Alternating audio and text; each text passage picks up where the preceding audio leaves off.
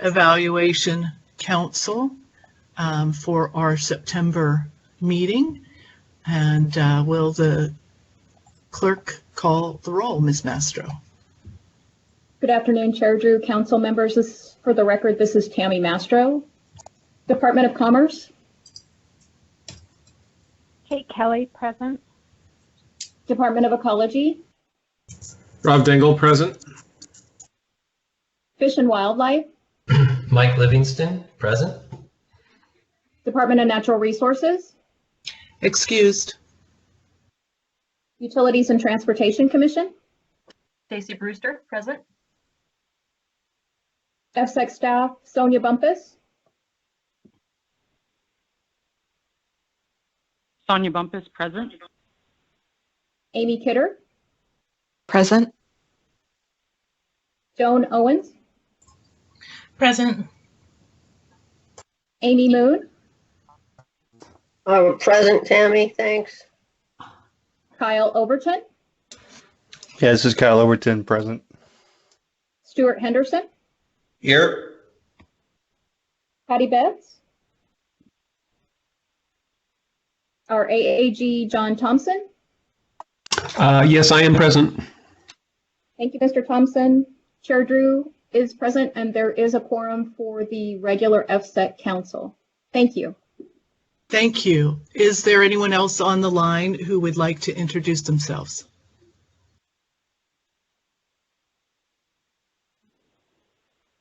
Sharon with Grace Harbor Energy Center. Jennifer Diaz, Puget Sound Energy. Eric Melbardis, EDP Renewables. Tim McMahon, Soul Reeves. Kip Whitehead, Energy Northwest. Sarah DeGroot, Invenergy. Mackenzie Evans, Invenergy. Karen McDaffie, Perkins Coie. Frank Sardui, South Shore Environmental. There are a couple people from Invenergy that we may not have the correct spelling of your name. So, Mr. Sharon, will you make sure that gets to Ms. Owens, and so we can make sure and have the minutes correct? Yes, Chair, I will. Thank you. Okay, moving on to the proposed agenda in front of you, council members. We have a proposed agenda. Is there a motion to approve the agenda?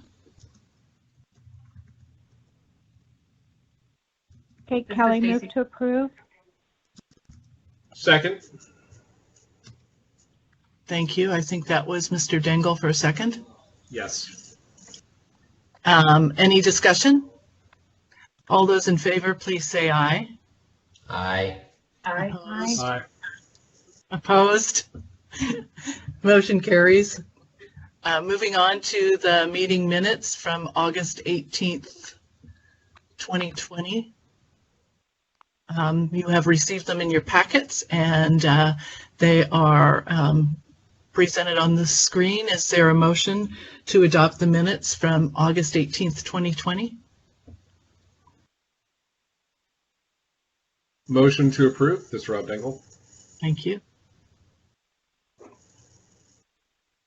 Second, Kate Kelly. Okay, thank you. It's been moved and seconded. Are there any comments or corrections on this transcript of the meeting?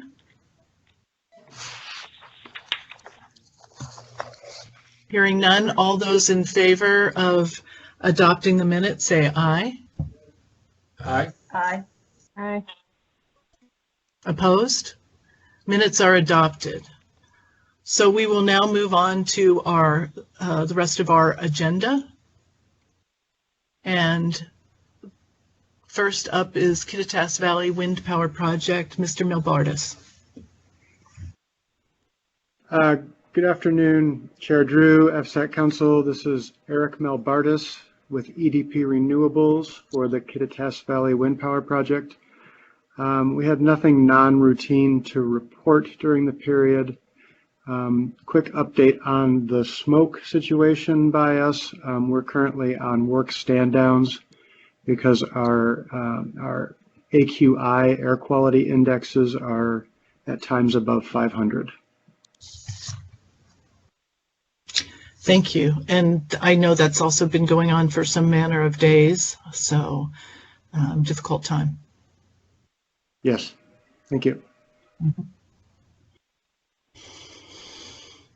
Moving on to the Wild Horse Wind Facility. Ms. Diaz. Yes.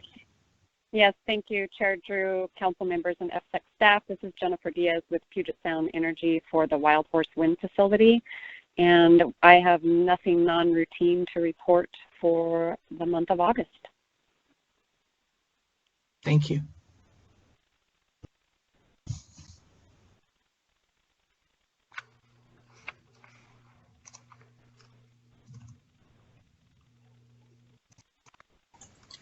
Looks like I'm having trouble with my documents here. Just one moment, please. Okay.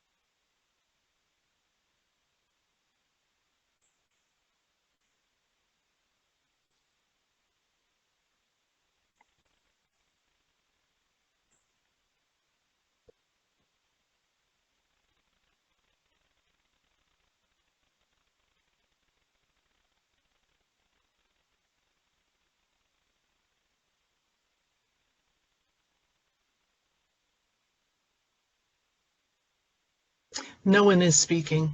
Thank you for asking that question in the chat.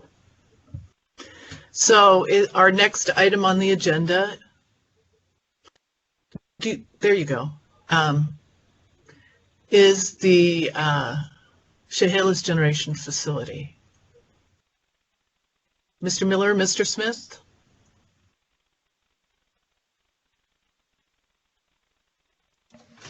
This is Kyle Overton, the EFSEC site specialist for the Chehalis facility.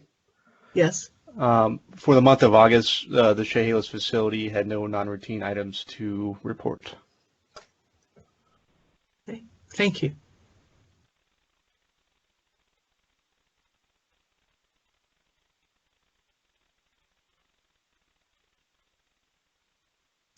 For the Desert Claim Wind Power Project, Ms. Moon? Good afternoon, Council Chair Drew and members of the council. This is Amy Moon providing the update for the Desert Claim project. And EFSEC staff continue to coordinate with Desert Claim. However, at this time, there are no project updates. Thank you.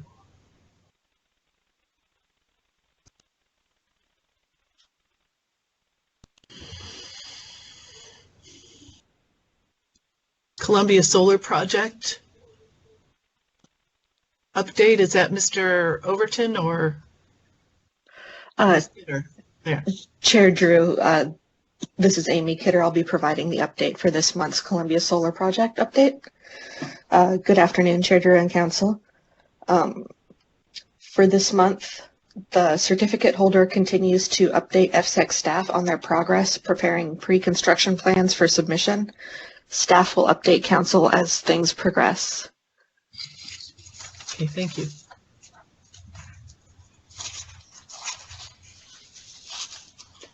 Okay, Invenergy, Grace Harbor Energy, Mr. Sharon. Good afternoon, Chair Drew, council members. For the month of August, I have no non-routine items report other than we submitted applications for some permit amendments, which we'll cover further. Thank you.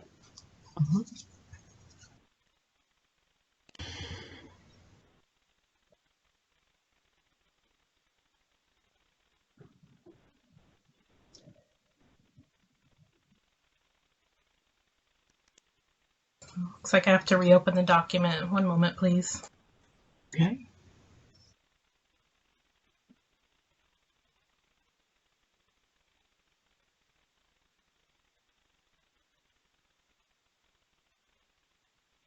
Is this the presentation then?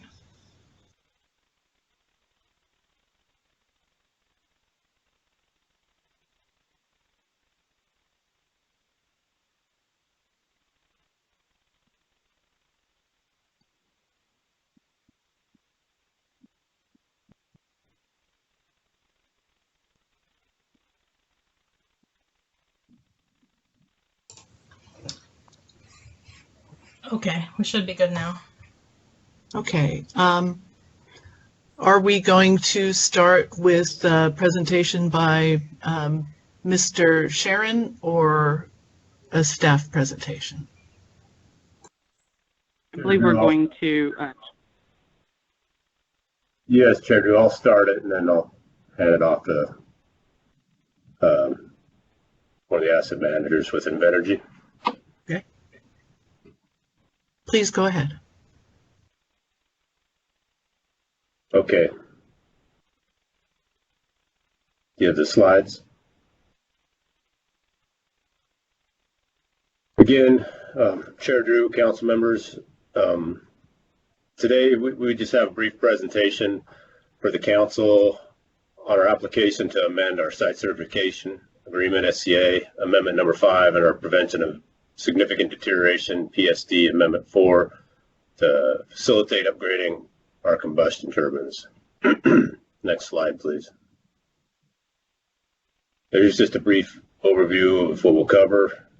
Next slide. And then again, I'm Chris Sharon, the plant manager. Also here at the facility, I have Eric Pace, our plant engineer. Also on the call, our asset managers, Sarah DeGroot, Mackenzie Evans. We also have Phil Mackey and Frank Sardui on the call from South Shore Environmental, and Karen McGaffey, one of our attorneys with Perkins Coie. Next slide, please. So just I'll provide a brief overview of Grays Harbor especially for a few of the newer council members. Grays Harbor Energy LLC is a subsidiary of Invenergy, which is one of the world's leading privately held sustainable energy companies. More than 100 natural gas, wind, and solar and storage facilities. EFSEC first permitted a natural gas power plant at Satsop in 1996, which was Site Certification Agreement Amendment 2. Duke Energy North America commenced construction of the facility in 2001 and subsequently ceased construction in 2003. Invenergy acquired the project in 2005 and resumed construction in 2007. We completed construction in 2008 and have been operating the facility ever since. Grays Harbor Energy Center is a 650 megawatt rated capacity, 2x1 combined cycle natural gas power generation facility located near Omaha, Washington. And the combined cycle unit is composed of 2 General Electric or GE 7FA.03 combustion turbine generators, coupled with Aalborg heat recovery steam generators and a GE D11 steam turbine generator.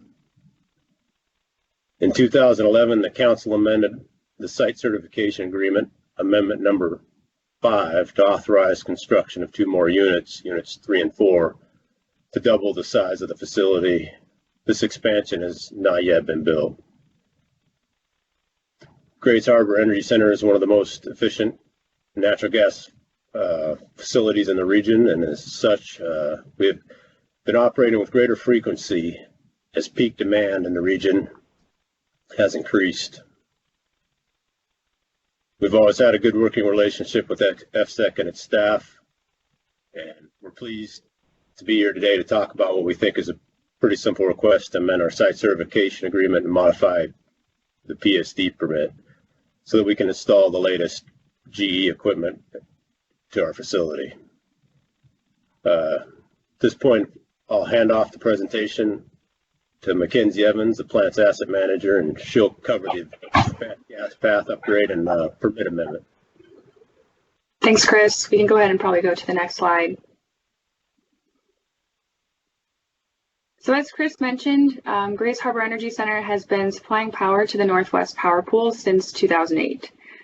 So framing today's conversation, it's important to understand the changing market dynamics in the Northwest Power Pool.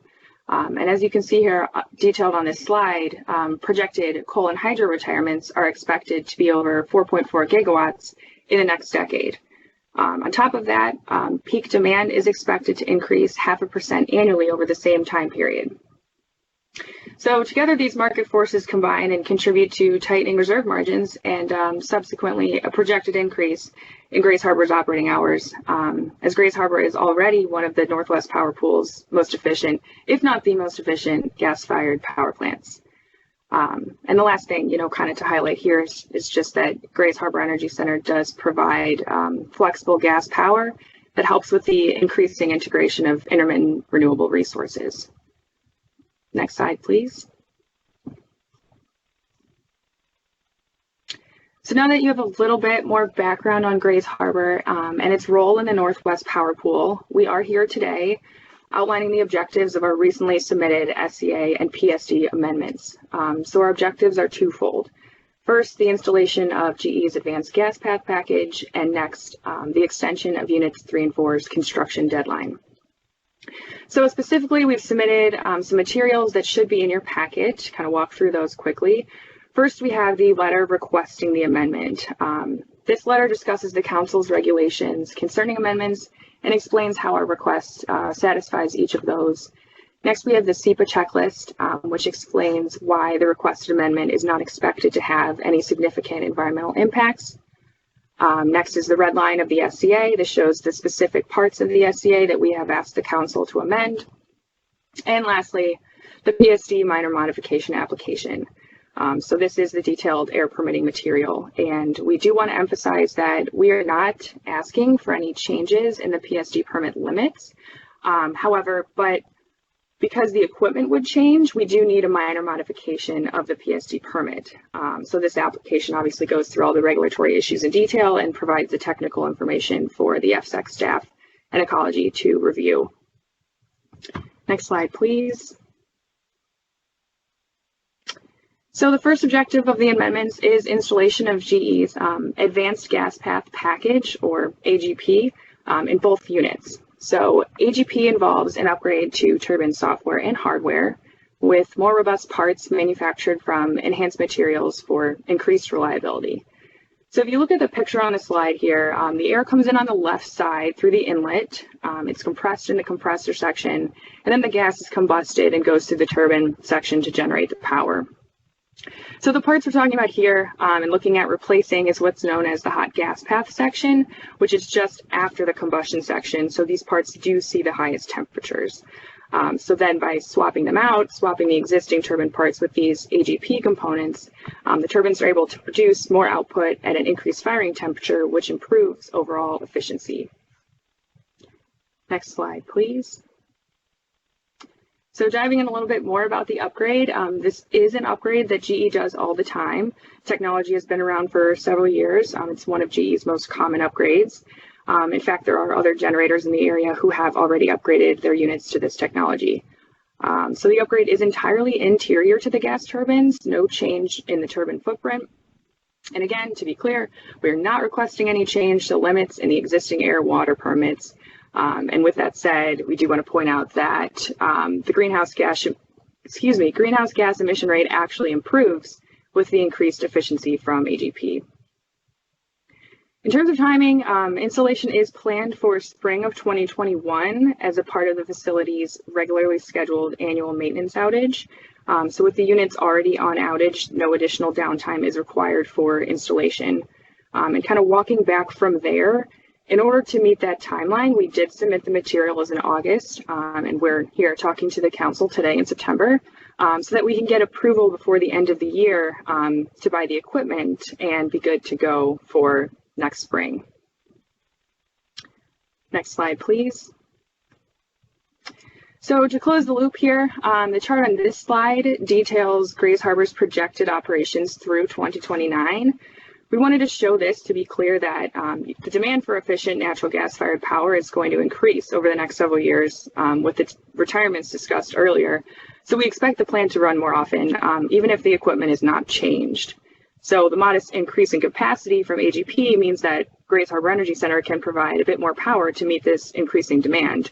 And the improvement in efficiency means that the facility may also run a little bit more often because, as we know, gas generation in the region is dispatched based on efficiency. So of course, if Grays Harbor is running instead of less efficient generation, it means less gas is consumed and fewer greenhouse gases are emitted overall in order to meet the regional load. Next slide, please. Moving on to the second objective of the amendments, the extension of the construction deadlines for units 3 and 4. So the council and the governor have already approved the addition of 2 more combustion turbine units at the facility, as Chris noted. The SCA currently requires construction of these units to begin by 2021. We would like to extend that to 2028, which we think better lines up with the need for generation in the region, resulting from the expected retirements. So the SCA already requires us to make detailed filings about the environmental requirements in effect at the time we propose to initiate construction, and it also requires us to get the council's approval before we begin. So those requirements would, of course, continue to be in effect, and so the council would have a chance to look at those issues in detail before authorizing construction to proceed. Next slide, please. And that brings us to the end of the presentation we had prepared. On behalf of the team, we really do appreciate your time fitting us on the schedule today. And with that said, I'd like to open it up for any questions. Thank you very much. Now we're moving on to staff, Ms. Bumpus. Should we do questions now, or would you like to go ahead and make your comments? Thank you, Chair Drew. Good afternoon, council members. No questions. I can go ahead and proceed with the presentation if that's okay with the council. Yes, and then we'll come back because I do have a couple of questions about the presentation, but why don't you go ahead, because I think you're going to talk about our process here. Yes, okay, great.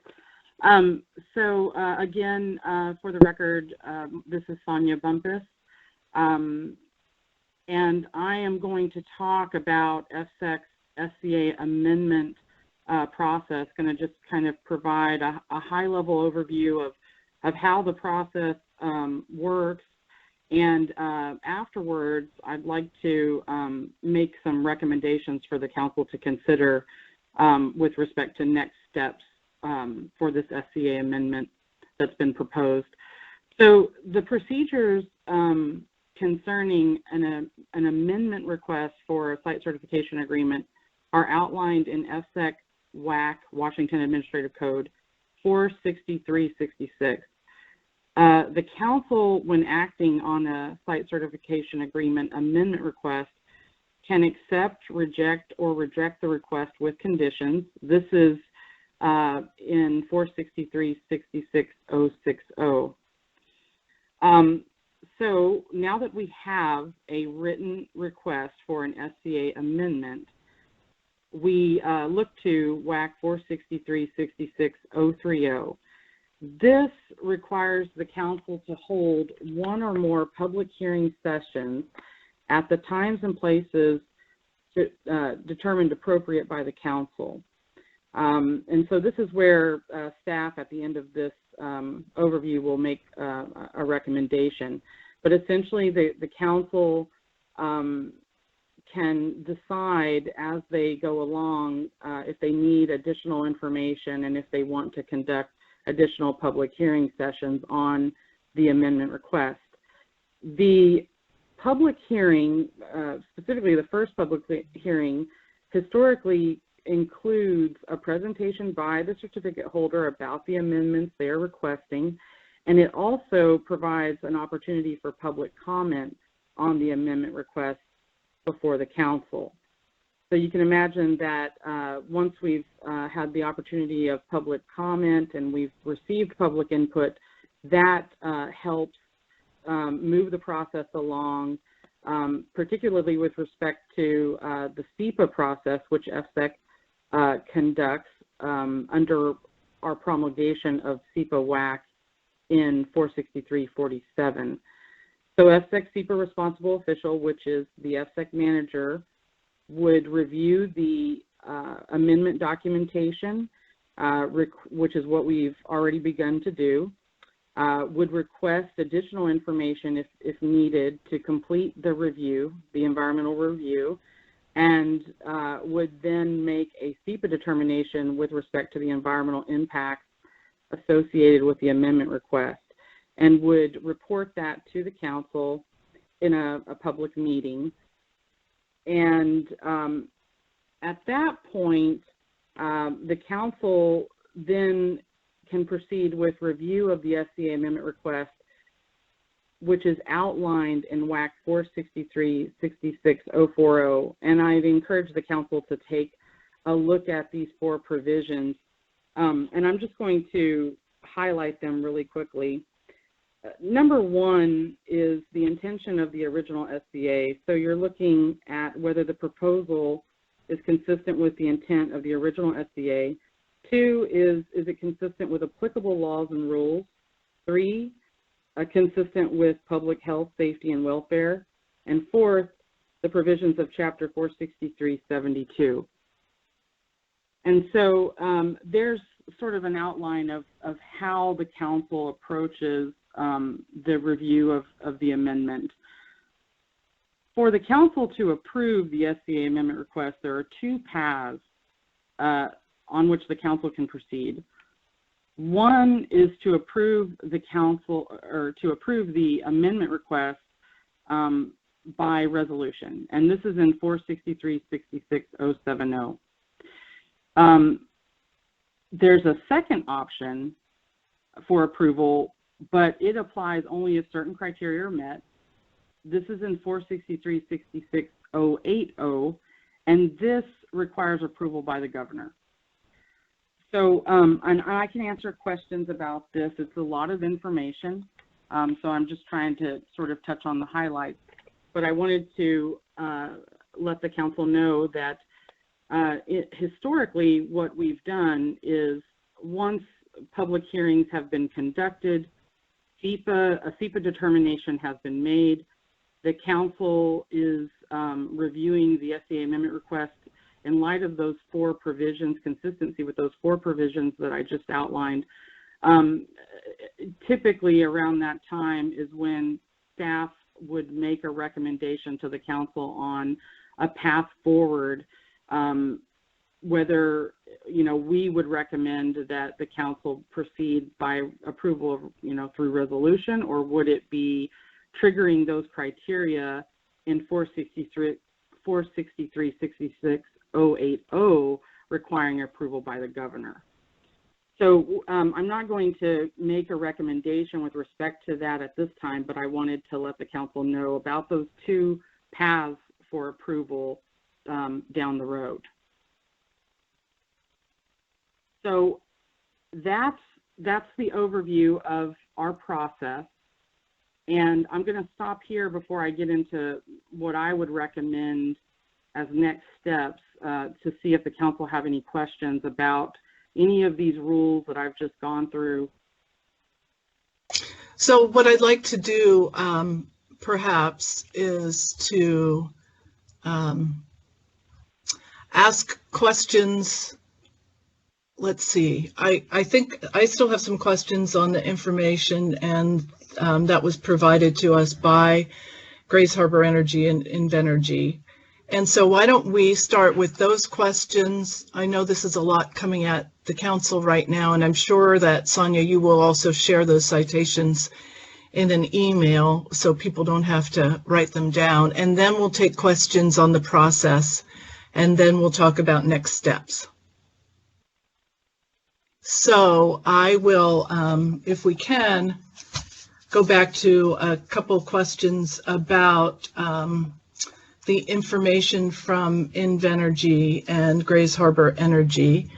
Mr. Sharon, I don't know how you want to handle that in terms of responses, but I have, first of all, my question as we went through the items provided, the SEPA checklist, as I reviewed it, only applies to the advanced gas path and not to the construction extension. Is that correct? Yes, Chair Drew, that's correct. Excuse me, Chair Drew, this is Karen McGaffey. The checklist actually applies to both. I think from our view, the actual immediate effects of the amendment all relate to the advanced gas package. There wouldn't be any environmental effects from the extension by itself. The council's subsequent decision when Grace Harbor requests authorization to begin construction would clearly require some consideration by the Council of Environmental Issues at that point. But I think the extension by itself does not have additional environmental impacts, and that's why you don't see a bunch of things discussed in the checklist. Okay, I understand that. And so I'll skip to a different question I have, which is along those same lines. So the current Amendment 5 allows for construction of 2x1 combined cycle turbine and steam turbine, the same as is currently used in units 1 and 2. Is that correct? Yes, that's correct. So would you imagine putting in those exact same units?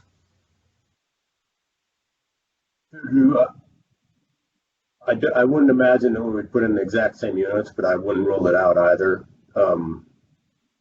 I think this is what Ms. McCaffrey was implying, is that if we were to build units 3 and 4, that we'd pretty much have to go through another amendment in the whole process for those 2 units. Okay, so that was actually the point I was getting to, is that, and so I think that we should lay that out here, that if there are changes to what was approved in the Amendment 5 for the facility, for the units 3 and 4, then we would have to do another amendment, which would have its own SEPA checklist with it. Yes, that would be correct. Okay. So another question I have is, and this may be something that you want to get back to us on. I'm followed the chart a little bit in terms of, I mean, I saw the lines go up in terms of current capacity, and this is with the advanced gas path. So let me clarify that. And then the additional capacity provided by that, but also a forecast that's rather substantially increased in terms of the actual sold generation power from the facility of, excuse me if I'm not using the right term there. And that's confusing to me how that forecast was developed, because it looks very divergent from the history of the facility. I can maybe take a first stab at this one. So with the impact of the retirements expected in the region, as we kind of walked through, that creates a larger need for gas-fired power generation. So that was kind of what we're seeing in the market, is that we expect to be operating more than we have historically with or without the AGP installation, based on changing market forces, and we foresee a need for more power generation. So is that an internal then forecast as opposed to an external forecast? I believe so, yes. We do have a commercial modeling team. Okay. Yeah, I'd be interested in more detail, because that's quite substantially different, and so I'm interested in more information along those lines. Drew, I'll also add that Even from 2015 on, basically our total megawatt hours produced in a year has increased. 2018 it dropped off, but that was because of the essentially we didn't run for the last month and 3/4. We didn't run for a month and 3/4 because of the pipeline explosion up in British Columbia. We were on pace to have potentially have a record-setting year in 2018 for total megawatt hours produced. And then last year in 2019, we did actually have a record-setting year for the plant's total capacity. And then megawatt hours produced over the course of a year. And that trend we expect to continue. And this year was a little odd too. Yes, we had this year that will not be the case. This year, due to COVID, demand's down. It's been a challenging year, and we also had a forced outage for 3.5 months on one of the turbines. So we physically, with that occurring, this year we physically couldn't produce more than in the past. Okay. Well, it'd be I think helpful to the council to have some view of the recent past and the considerations in the forecast for the future. Thank you. Let's see. Then my last question at this point is, so in terms of the construction extension, why 2028? Why 7 years? Sarah, you want to take that one? Sure, I'd be happy to. So our thought was to kind of keep this in line with when we're seeing coal retirements, and assuming or knowing that it would take a couple years for construction to account for that as well. So that timeline is aligned with the coal retirements in the area. Okay. And when there would be a potential need for additional capacity. Thank you. I saw in the chat that Mr. Dengel has some questions. Yes, I think they may have just answered one of them. So it sounds like you mentioned in the supporting materials that the marketing conditions didn't currently support the construction. However, it may support it in 2028. Is that what you're referring to with the phase out, creating that additional demand? Is that the market conditions that would facilitate the need for this construction? Or are there other factors that would also heavily weigh in and make this more tentative? Yeah, great question. That is the primary driver. I think there is an increase in, we're seeing an increase in peak demand as well, but the main driving factor would be coal retirements. I have one other question regarding the emissions. I don't know if you have this information available, but looking at the kind of your operation as a whole, with the gas pathway, it does sound like there will be an increase in emissions to the facility as a whole, but a decrease in the in the pollution per kilowatt hour. Overall to your system, because you're phasing out some coal plants, but you're also phasing out hydro as well, where does your kind of overall emissions land as a result of making this change? Is it a net increase, decrease, or is it all negligible? I can field that one. This is Frank Sardui with South Shore Environmental. The data that GE has provided has shown that for all of the pollutants that for which the facility has permit limits and does not have a control, all of those emissions will stay the same or go down on a pounds per MMBTU basis. as far as NOx and CO goes, any increases would be able to be addressed by the plant's emission control systems, by the SCR and the oxidation catalysts. So we wouldn't expect to see increases in those. And as part of the application, there were no requests for increased permit limits. So they can live with the permit as written. Yeah, so I get the immediate facility. I mean, I appreciate you for providing that kind of additional recap and clarity. I'm just wondering, is with the retirements going on and the increased capacity, overall, looking at what those other emissions were on those retirements and going to this, I'm just wondering, emission-wise, is it resulting in an increase, decrease, or is it tough to tell? Does that make sense? I got you. I don't have that information with me. I know that there are some coal retirements, so obviously there's going to be a great improvement there when those units are retired. But I don't have a percentage number that I could give you on what the net change would be. Okay. Thank you. That's all the questions that I had. Appreciate it. Okay, thank you. Are there other questions from council members?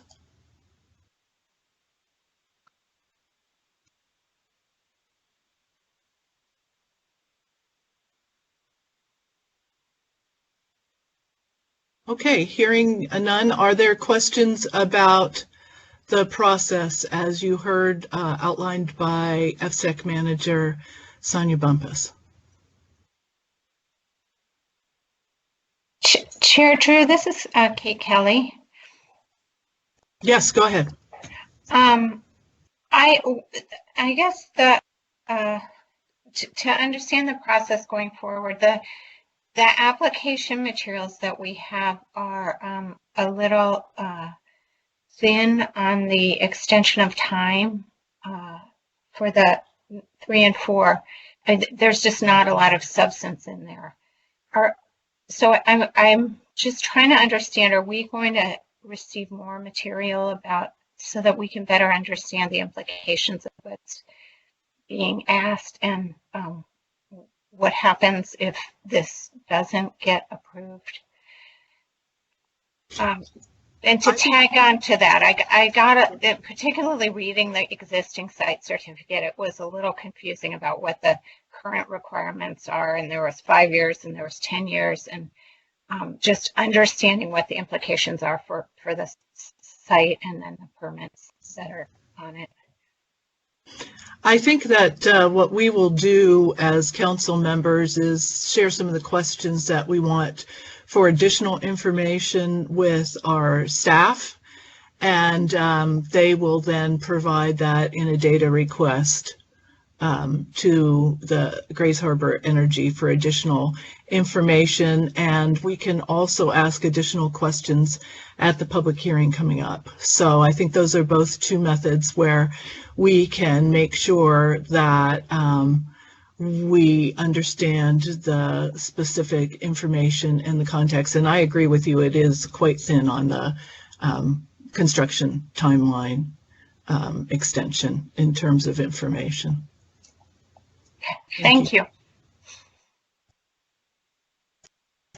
Are there questions about the process from council members? So just one clarification on the time extension and the engines.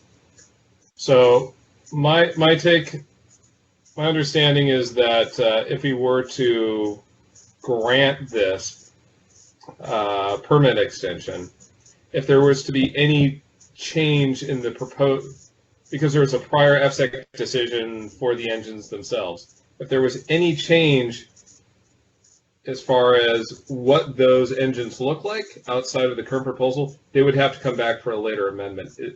Is that correct? That's correct. Okay.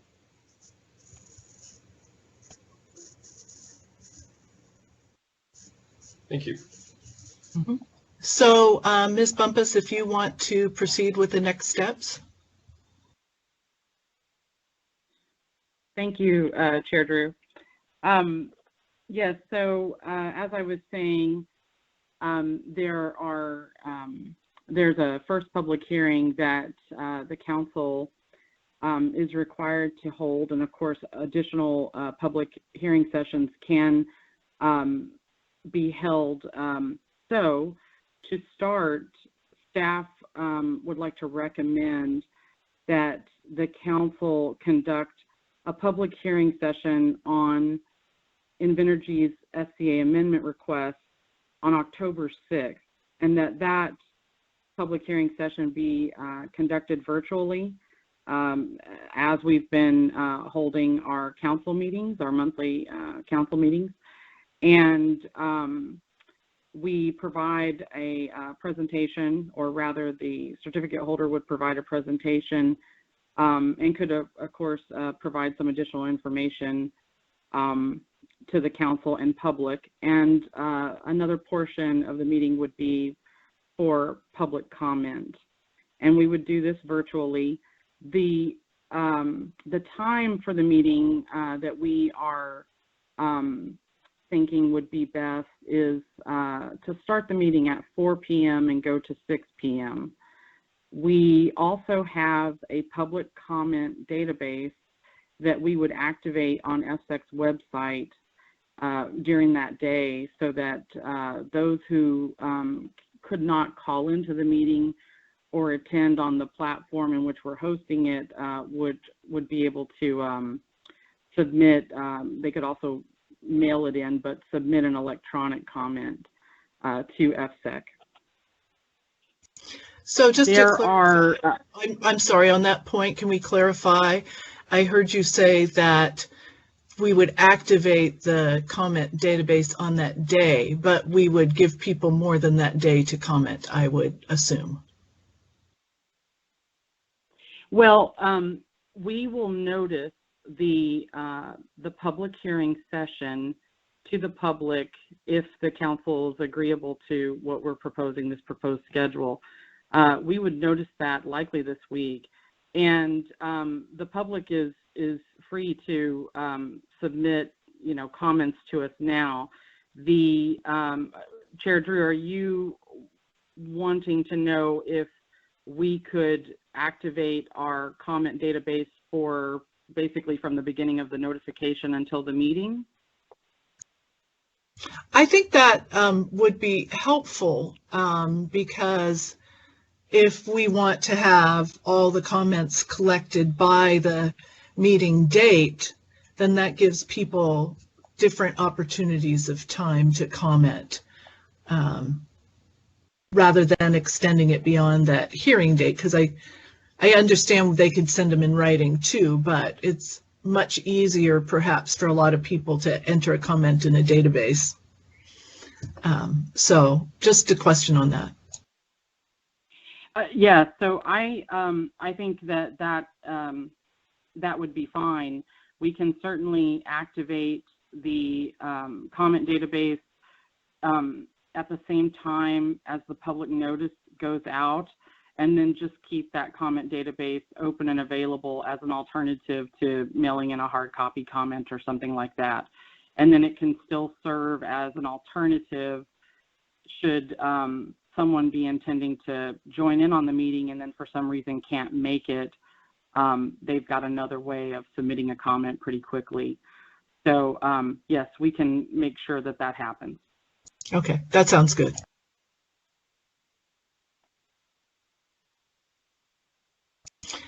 Did you have additional information?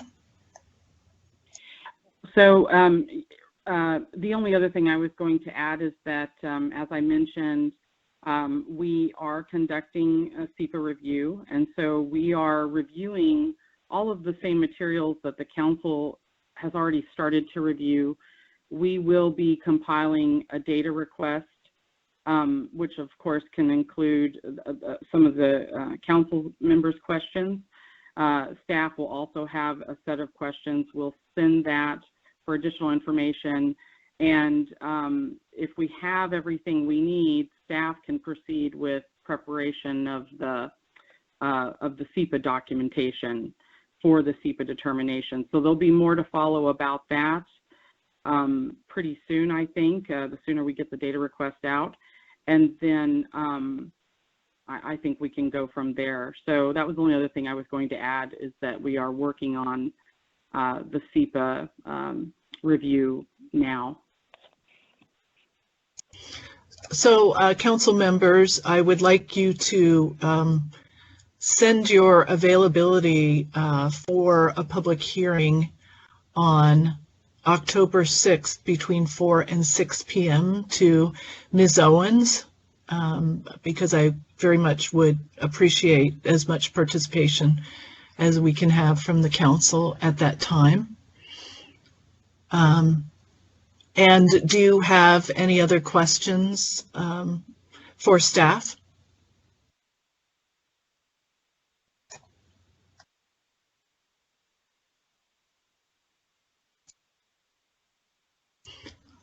And are you we don't really have to have a vote on this, but does the approach in terms of the public hearing and the comment database sound reasonable to you?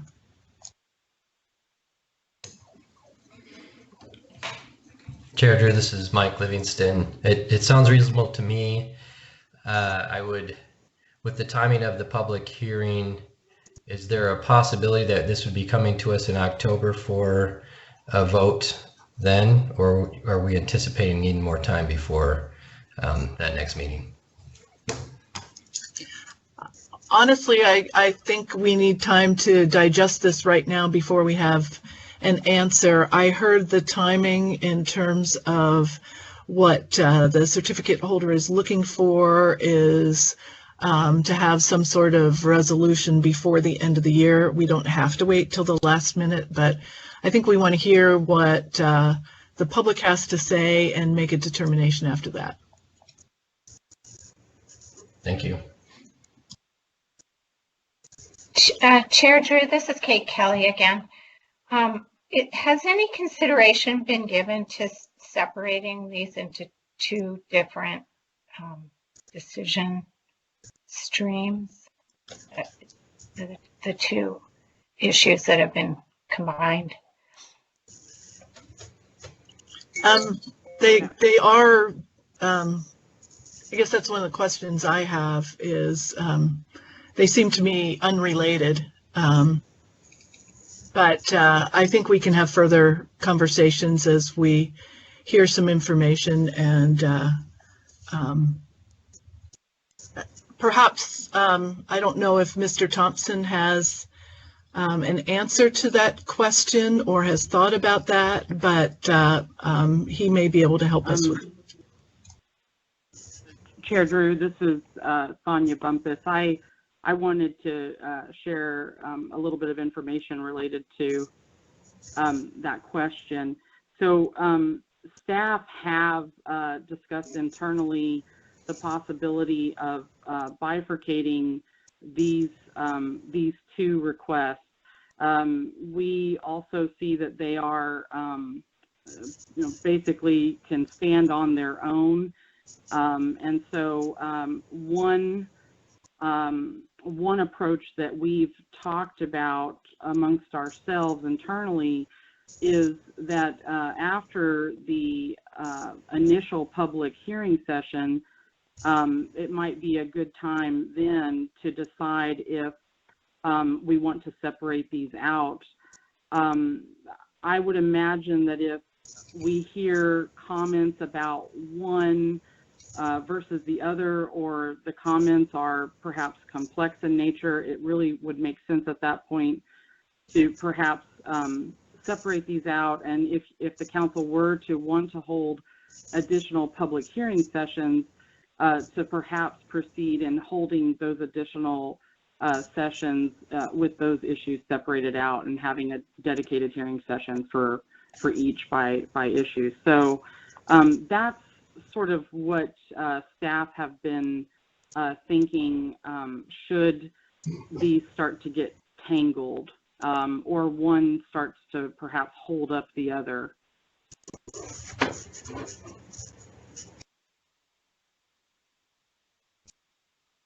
So again, this is Kate Kelly, and that seems like a good approach.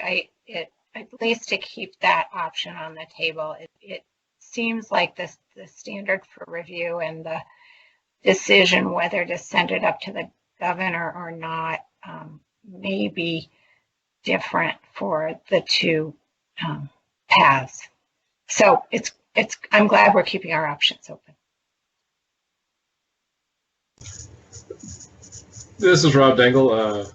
I would be supportive of this approach as well, knowing that if need be, we could separate. Okay, thank you.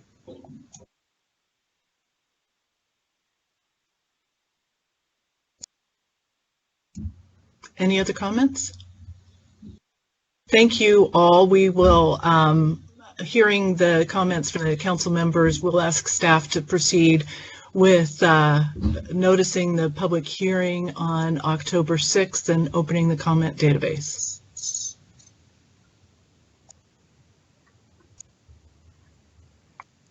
I think that concludes our discussion on the amendment.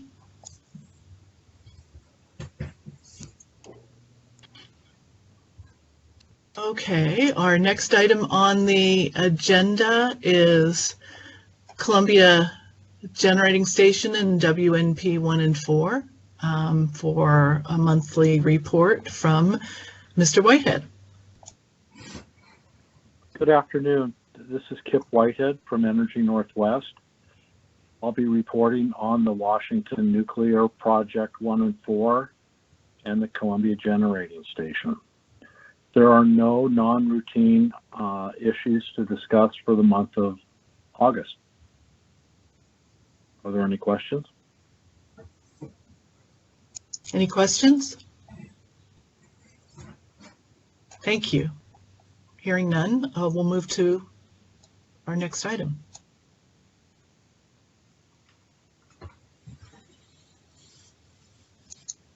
It looks like that's adjournment. So as there's no other business to come before us, thank you all for participation today, and this meeting is adjourned. Thank you, everyone. Thank you. Thank you.